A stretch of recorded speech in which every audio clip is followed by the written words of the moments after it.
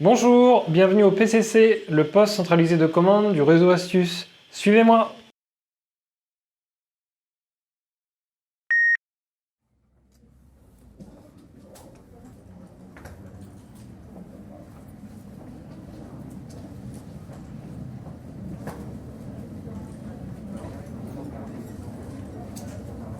Bonjour, bienvenue au centre de régulation des véhicules autonomes.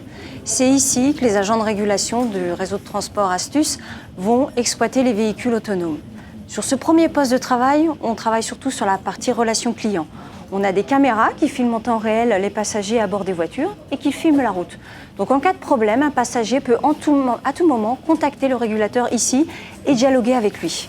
Sur l'écran du milieu, c'est sur cet écran qu'on suit les réservations. À chaque fois qu'un client fait une réservation sur son smartphone, elle apparaît sur cet écran. Donc à tout moment, on sait qui est dans quelle voiture pour faire quelle course.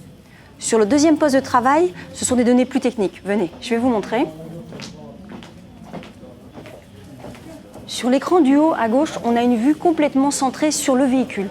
On sait quel est le taux de charge du véhicule et on connaît l'état de l'intégralité de ses capteurs. On peut même faire un test sur ces capteurs en temps réel pour vérifier qu'ils fonctionnent correctement. Sur la vue centrale, on a une vue de toute la zone desservie par les véhicules autonomes, toute la zone du madrier. On a la position de tous les véhicules et leur état de fonctionnement en temps réel. On peut, depuis cette vue globale, donner une instruction globale sur la flotte. S'il pleut, s'il neige, s'il y a du brouillard, on peut, à ce moment-là, décider de réduire la vitesse de toute la flotte de véhicules. Alors pour permettre à ces voitures de rouler jusqu'à 30 voire 50 km/h, on a équipé la voirie de capteurs. Ça vient enrichir les données du véhicule. Sur cette vue du rond-point, on voit les données qui sont enregistrées par les capteurs. Il est capable de reconnaître des véhicules ou des piétons. Et cette information, elle est transmise directement aux voitures. La voiture a la donnée d'arrivée d'un véhicule sur le rond-point avant même de l'avoir vu. Elle peut ainsi ajuster sa vitesse. Alors vous l'aurez compris, véhicule autonome ne veut pas dire véhicule déshumanisé. Nous avons recréé ici l'intégralité des données perçues habituellement par un conducteur pour que nos agents de régulation aient toutes les données nécessaires pour pouvoir agir correctement.